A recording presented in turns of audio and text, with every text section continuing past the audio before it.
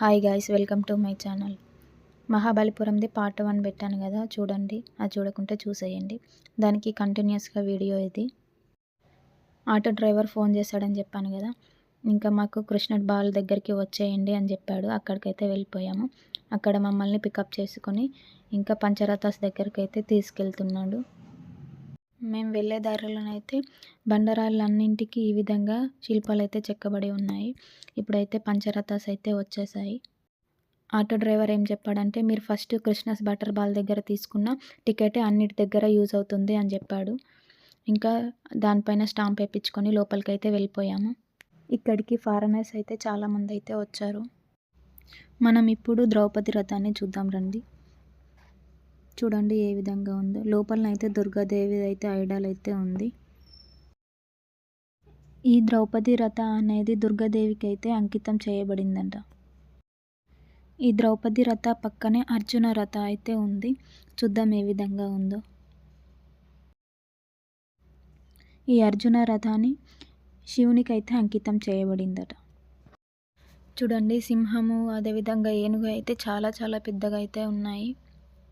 వీటిని అయితే ఒకే రాయి పైన ఒక శిల్పాన్ని అట్లా మొత్తం అయితే చెక్కారట.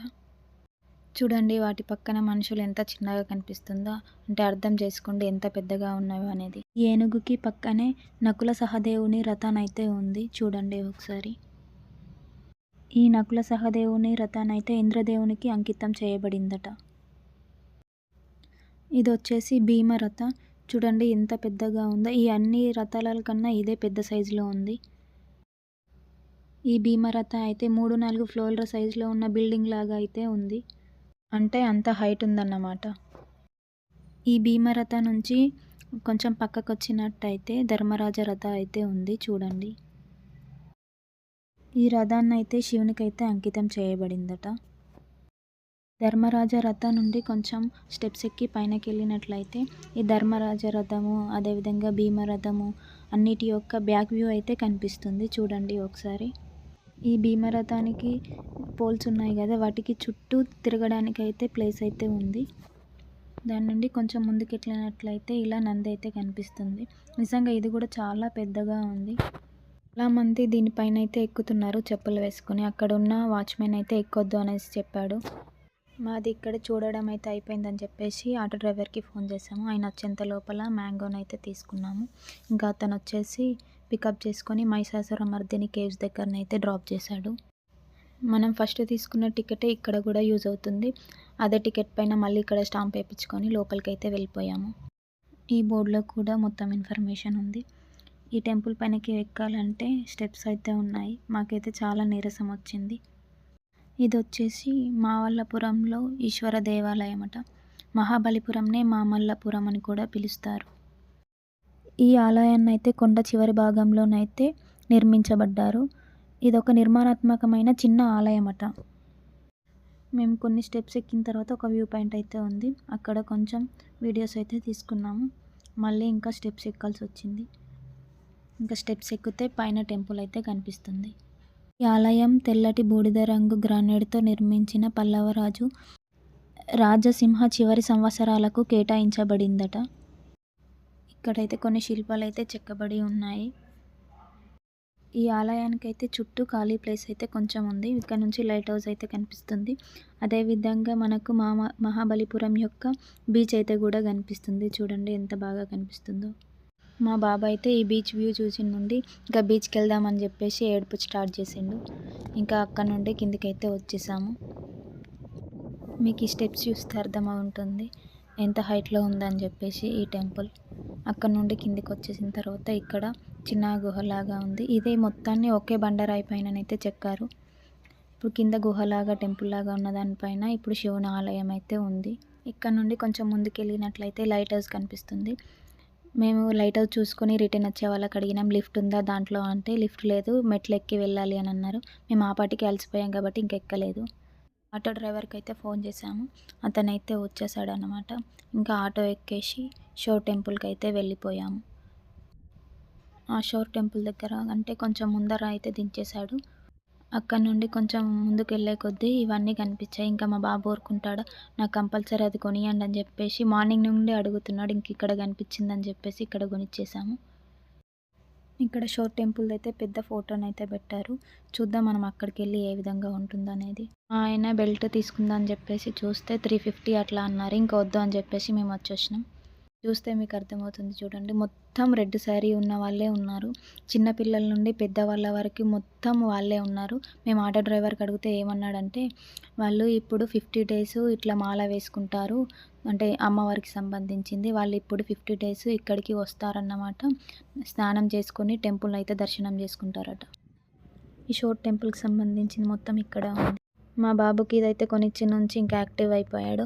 అంతకుముందు ఎత్తుకోమని చెప్పేసి ఏడుస్తూనే ఉన్నాడు. ఇది కొన్నప్పటి నుండి వాడంతట వాడే నడిచాడు. ఇంకా ఈవినింగ్ అయిపోయింది. ఆకలైతే వేస్తుంది.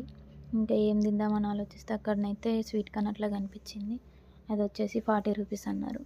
అయితే ఒక్కటి తీసుకొని మేమిద్దరం అయితే డివైడ్ చేసుకున్నాము. ఇంకా అది తినేసి షోర్ టెంపుల్ లోపలికైతే వెళ్ళిపోయాము.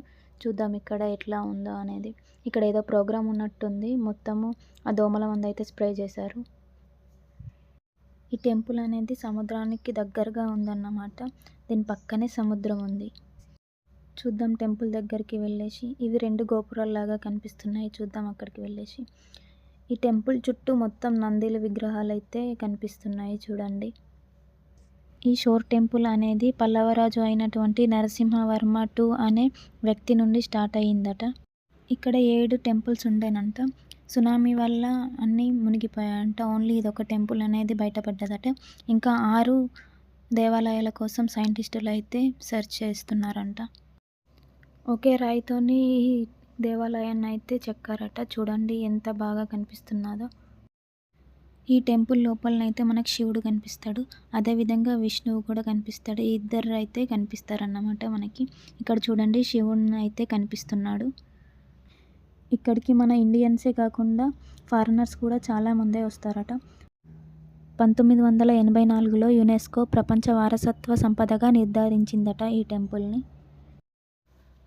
ఒకసారి సింహం యొక్క విగ్రహాన్ని అయితే చూడండి. సింహం లోపల దుర్గాదేవి అమ్మవారిని అయితే చెక్కారు. ఎంత క్లియర్గా కనిపిస్తుందో చూడండి. అదేవిధంగా దాని పక్కనే ఇట్లా ఒక నంది అయితే తల తెగింది అయితే కనిపిస్తుంది చూడండి. అది అదే విధంగా చెక్కారట. ఈ ఆలయం దగ్గర సునామీ ఏ విధంగా వస్తుందో అని చెప్పేసి కొన్ని గుర్తులు అయితే పెట్టారట. ఇంకా టెంపుల్ చూసుకొని ఇంకా బీచ్కి వెళ్దామని చెప్పేసి బయలుదేరాం. ఇవి ఛార్జింగ్ వెహికల్స్ ఉన్నాయి కదా, సీనియర్ సిటిజన్స్కి అదేవిధంగా ప్రెగ్నెంట్ ఉమెన్స్కి ఆ విధంగా వాళ్ళైతే తీసుకెళ్తారట. బీచ్కి వెళ్ళడానికి అయితే ఇంకా చాలా దూరం ఉంది. ఈ మట్టిలోనైతే మాకు నడవడానికి రావట్లేదు. ఇంకా అట్లనో ఇట్లనో కష్టపడి బీచ్ దగ్గర వరకు అయితే వెళ్ళిపోయాము. వెళ్ళే దారిలోనైతే ఈ విధంగా శంకులు, ఆల్చిప్పలు అవన్నీ అయితే అమ్ముతున్నారు. ఈ మాల వేసుకున్న వాళ్ళు ఉన్నారు కదా, వాళ్ళ వల్ల ఈ మొత్తం బీచ్ మొత్తం జాతరలాగా చేసేసారు. జాతరలో ఉండే ఐటమ్స్ అన్నీ ఈ బీచ్ దగ్గరనే ఉన్నాయి. ఈ హార్స్ రైడ్, అదేవిధంగా జాయింట్ వీళ్ళు, ఇంకా గుర్రాలు, అవన్నీ పిల్లలు ఆడుకునేవి అయితే చాలానే ఉన్నాయి. ఇంకా మేమైతే బీచ్ దగ్గరికి అయితే వచ్చేసాము. మేమైతే బీచ్ లోపలికైతే దిగలేదు, ఎందుకంటే డ్రెస్సులు అనేది తీసుకొచ్చుకోలేదు. ఇంకా కొంచెం సేపు బయటనే మా బాబు అనేది ఆడుకున్నాడు. ఒక 20 మినిట్స్ అట్లా ఉండేసి రిటర్న్ అయిపోదాం అనేసి అనుకున్నాము. కానీ మా బాబు అయితే ఊరుకోవడం లేదు. టైం అవుతుంది వెళ్దాం, ఈవినింగ్ అయిపోతుంది వెళ్దాం అని అంటే, ఇంకోసేపు ఉందామని చెప్పేసి 1/2 అవర్ కన్నా ఎక్కువనే అక్కడే ఉండిపోయాము. ఇంకా అక్కడి నుండి కొంచెం ముందుకు వచ్చిన కొద్దీ ఇంకా అన్ని జాతరలే ఉన్నాయి కాబట్టి మా బాబు ఊరుకుంటాడా ఇంకా ఫైనల్గా ఏదో ఒకటి ఎక్కించాలి కాబట్టి 50 రూపీస్కి 5 మినిట్స్ అట్లా అన్నారు. ఇంకెక్కిద్దామని చెప్పేసి ఎక్కిచ్చేసాము. అక్కడ కొంచెం సేపు అయితే ఎంజాయ్ చేశాడు. ఇంకా అక్కడ నుండి బయటికి వచ్చేసి దగ్గరలోనే బస్ స్టాండ్ ఉందంట, అక్కడికి వెళ్ళిపోయాము. ఇంకా అక్కడ ఏం తినాలో అర్థం కాక సమోసానైతే తీసుకొని తినేసాము. బస్ కోసం వెయిట్ చేస్తే బస్ అయితే రావట్లేదు. ఇంకా ఆటో ఎక్కేసి మనం ఫస్ట్ ఎక్కడనైతే దిగామో ఎంట్రన్స్ దగ్గర, అక్కడికైతే వెళ్ళిపోయాము. అక్కడ ఎంట్రన్స్ దగ్గరనైతే పాండిచ్చేరి నుండి వచ్చే బస్సులు, అదేవిధంగా మహాబలిపురం దగ్గర నుంచి వచ్చే బస్సులు 2 అక్కడ నుంచే వెళ్తాయి కాబట్టి ఇంకా అక్కడికి అయితే వెళ్ళిపోయాము. మేము వెళ్ళే దారిలో ఈ విధంగా ఒక మీటింగ్ జరిగింది. దాంట్లో మహిళలకు కుట్టు మిషన్లు అవన్నీ పంపిణీ చేస్తున్నట్టున్నారు. ఇక్కడ ఎంట్రన్స్ దగ్గరనైతే దిగిపోయాము. మేము దిగిన తర్వాత ఒక హాఫ్ అన్ అవర్కి అట్లా బస్ అయితే వచ్చింది. చూడండి బస్సులో జనాలు ఎంత ఉన్నారో. మాకైతే సీట్ దొరకలేదు. ఇంకా మా బాబుని పట్టుకొని 1.5 అవర్ అట్లనే నిలబడి ఉన్నాము. బస్ దిగిన తర్వాత రైల్వే స్టేషన్కి అయితే వెళ్ళిపోయాము. లగేజ్ అక్కడ పెట్టాము కాబట్టి తీసుకొని ఇంకా మేమైతే రూమ్కి వెళ్దామని చెప్పేసి ఆటో అయితే బుక్ చేసుకున్నాము. ఇది వచ్చేసి గ్రేటర్ చెన్నై కార్పొరేషన్ అంట. లైటింగ్ అయితే బాగా పెట్టారు. ఇప్పుడు మాకు ఇది గ్రేటర్ కార్పొరేషన్కు దగ్గరనే మా రూమ్ అనేది ఉంది. ఇప్పుడు ఆటో దిగేసి మనం బుక్ చేసుకున్న హోటల్ దగ్గరికి అయితే వెళ్ళిపోదాము. దీని నేమ్ వచ్చేసి గ్రాండ్ రెసిడెన్సీ. మా ఆయననైతే చెక్ ఇన్ అవ్వడానికి ఐడి ప్రూఫ్స్ అయితే ఇచ్చేస్తున్నాడు. హోటల్కి వచ్చేస్తున్నాము. లగేజ్ అయితే రూమ్లో పెట్టేసి ఇంకా బయటికి వెళ్ళి తిందామని చెప్పేసి బయటికి వెళ్ళాము. ఇప్పుడు టైం వచ్చేసి 10:30 అవుతుంది. ఇక్కడ చూస్తే ఏ హోటల్స్ లేవు. ఫైనల్గా ఒక హోటల్ అయితే దొరికింది. అంటే హోటల్స్ ఉన్నాయి కానీ టైం ఎక్కువ అయిపోయింది కదా, అన్నీ క్లోజ్ చేసేసారు. ఇంకా ఇక్కడ పరాటాను బోటి కర్రీ అయితే చెప్పేసుకున్నాము. అదేవిధంగా ఒక దోశ చెప్పేసుకొని తినేసి ఇంకా రూమ్కి అయితే వచ్చేసాము. ఈ మోటార్ చూస్తున్నారా, ఫస్ట్ మాకు ఈ రూమే ఇచ్చారు. అంటే మోటార్ అనేది రూమ్ లోపలనే ఉండే. ఇంకా మా ఆయన అయితే ఆర్గ్యూ చేసుకున్నాడు.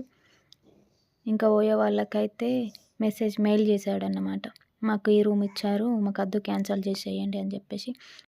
మాకు బాబు ఉన్నాడు, వాడు ముడతాడని చెప్పేసినా కానీ ఇదే రూమ్ ఇంకా మీకు ఫైనల్ అని చెప్పారు. కానీ ఇంకా ఓయో వాళ్ళకి మెయిల్ చేసిన తర్వాత ఫైనల్గా ఈ రూమ్ అయితే ఇచ్చారు. చూడండి ఒకసారి.